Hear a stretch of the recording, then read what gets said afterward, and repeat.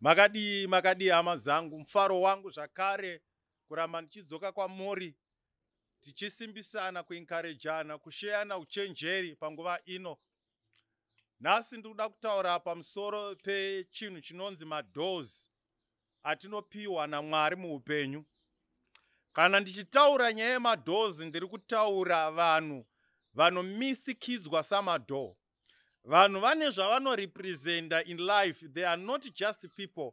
Vane zvavanorepresenta. Kune vanhu vanorepresenta maseason. Kune vanhu vanorepresenta prosperity. Kune vanhu vanorepresenta doors in life, opportunities in life. Kune vanhu vanorepresenta zvinhu zvakasiyana siyana. People that represent prophetic. People that represent a new season. So people that represent even darkness. Nhasi ndikuda kutaura pamusoro pevanhu vanorepresenta madoors vatinopiwa naMwari muupenyu hwedu.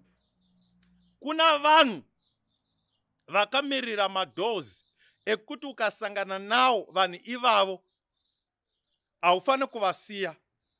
Sometimes vanogona kusakupa mukana, but ndinoda kuti uve neunderstanding yekuziva kuti munhu idoor anofana kundisvitsa pane imwe level, ari kufana kundiasha pane imwe dimension in life. Naume raiva door raRuth. Naume raiva door raRuth. Naume harore, but Naume akaasha Ruthi akava door kusvika Ruth apinda mumarriage. Zvekuti ukasiya Naume haugone kupinda mumarriage because ndo door racho rekuti usangane naBoaz. Iwo hausati here wambonzwa vanhu vanoti zvinhu zvangu zvanga zvaakutoita padiki diki so zvaita, but uyu ndiye akandivhiringidza zvinhu zvangu.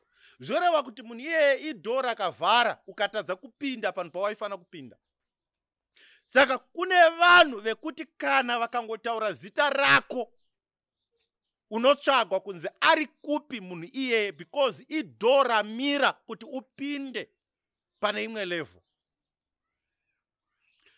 Havasi vanhu vese vaunosangana navo vaunofana kukumbira mari, vaunofana kukumbira zvausina.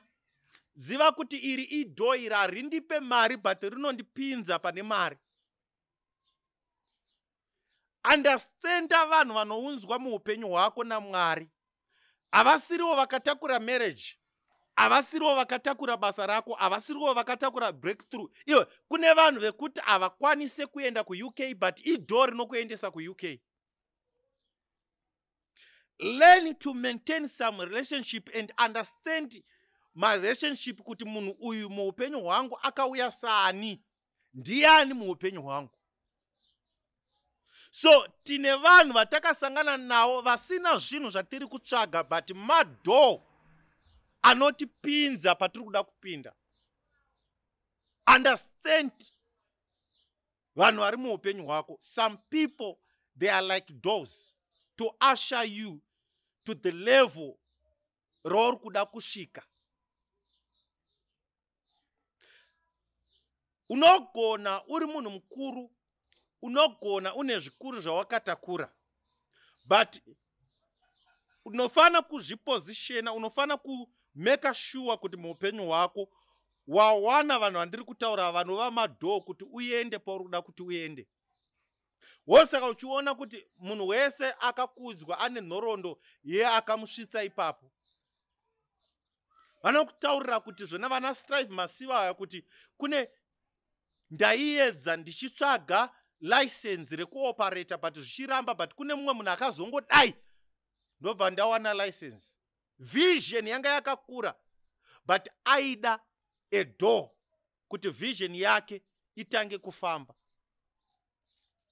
Kune vari kutotonga, vari pazvigaro zvekutotonga kuti aende ipapo, pane munhu akashandiswa sedoor kuti asvike ipapo. So even when you are praying, pray for those people. Vanhu vamadoo muupenyu hwako. mumhuri yega yega kune vamwe vanhu vanoiswa semadhoo, wekuti iye akaenda kuamerica musakombite naye. Iye akaenda kuamerica mese munotevera, akaenda kuuk mese munotevera, iye akangotanga business mese munotevera. Ndana Josepha wekuti kana akaenda paposition musamurwise, musapotei. Akaenda paposition mese munobuda mudrought nokuda kwaJosepha nokuti idhoo. Saka takarwisa nokutsikirira madhoo aifana kutiendesa mberi. Kune munhu anoiswa mumhuri sedhoo remhuri, kuti kana iye akabuda mese munobuda, asi ndiye wamunofaita, ndiye wamunorwisa, ndiye wamunoti muroi. Idhoo. Chenjerai kuvhara dhoo rinofana kukuburisai. Mwari wenyasha kuitire zvakanaka, Mwari wenyasha kukomborerei.